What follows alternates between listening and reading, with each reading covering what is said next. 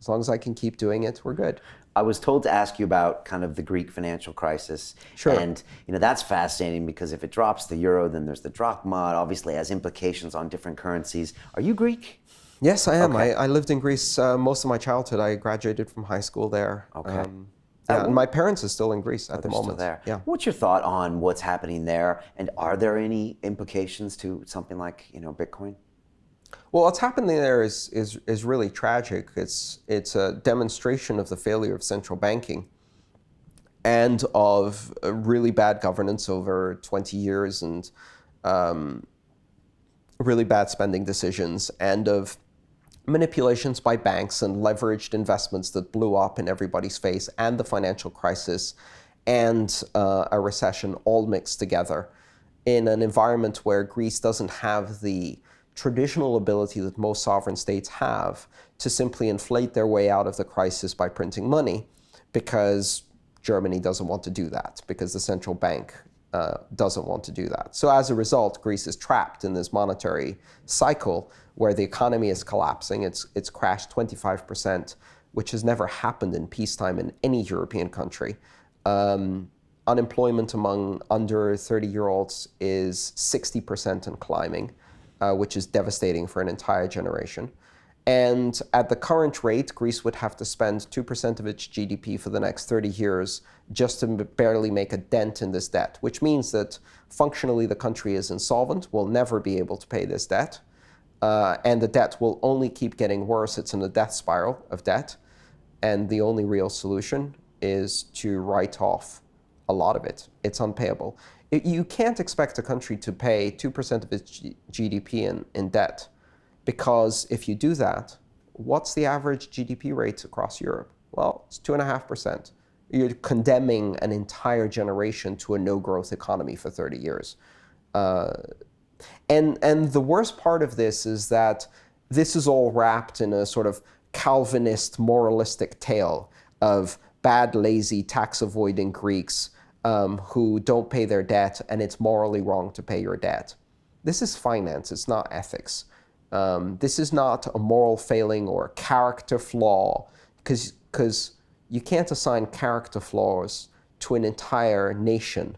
That's a somewhat overbroad generalization. You might be accused of a certain level of, let's say, prejudice when you apply that. Greek people are hardworking. In fact, their working hours are higher than most European nations. And many Greek people paid their taxes their whole life. My dad certainly did. He also invested in a private retirement fund that then got nationalized and cut in half through no fault of his own. And then the other idea that somehow people in a country are responsible for the choice of their government. I don't know what's going on in England lately, but do you have perfect democracy that completely represents the opinions of the people, and therefore you can hold them completely responsible for everything their leaders do? I don't think any country has that. Certainly not Greece. And so to not only condemn an entire people, but then condemn an entire generation for the bad choices of a few select people in government who were quite comfortably aided and abetted by banks that made an enormous amount of profit on all of this, while at the same time, those same banks have received trillions of dollars in interest-free bailouts with no strings attached and complete forgiveness. Nobody's moralizing against them, right? That, I think, is fundamentally unfair. So what's the relationship with Bitcoin? Unfortunately, Greece isn't ready for Bitcoin. You need infrastructure, you need education, you need familiarity with the system, you need technological support, smartphone applications. You need, Bitcoin isn't ready for Greece. There's not enough capacity. The user interfaces are still very kludgy, sucky, not particularly polished. The experience is choppy and not very smooth. And it's very difficult to secure properly unless you really know what you're doing, which means there are probably a few tens of thousands of people in Greece who are technically sophisticated enough, have just the right amount of cash that they need to get out of the country, can find someone to convert it to Bitcoin, know how to secure that Bitcoin, and can probably use it to save themselves from this crisis, which isn't going to save Greece. right? You're not going to do anything with saving 10,000 people in that population. However, the fact that you can save a few thousand points to a future where when digital currencies, probably Bitcoin, but in fact any decentralized digital currency like Bitcoin, is prevalent, widely adopted, smooth, easy to use, and secure, the idea of a monetary crisis that takes an entire population hostage is no longer viable. If the entire population has the means and the opportunity to simply opt out of the currency and go internet currency on their own, you can't take them hostage anymore. The Greek government will still use the euro, and all of the Greeks won't. So you can imagine how this would play out 10, 20 years in the future if the currency was a bit further. With Bitcoin, there are no bail-ins, no bank holidays, no seizures, no currency controls. No one can stop you, censor you, take away your money, stop you from spending it. None of that.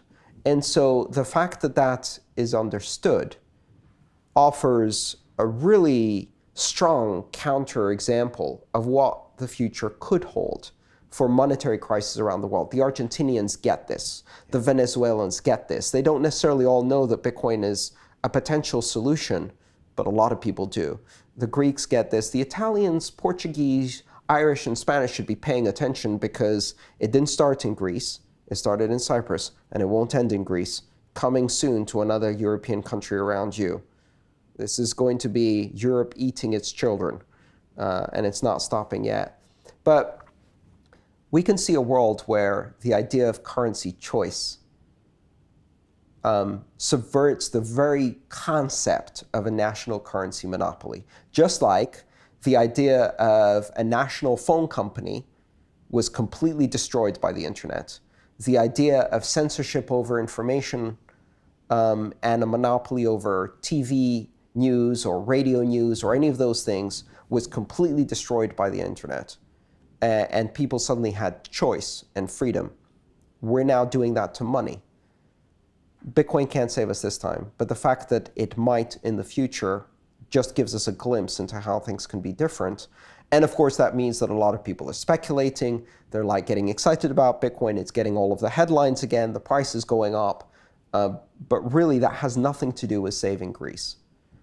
What Greece demonstrates is a fundamental failure of central banking, because the really crazy, radical experiment in money isn't Bitcoin.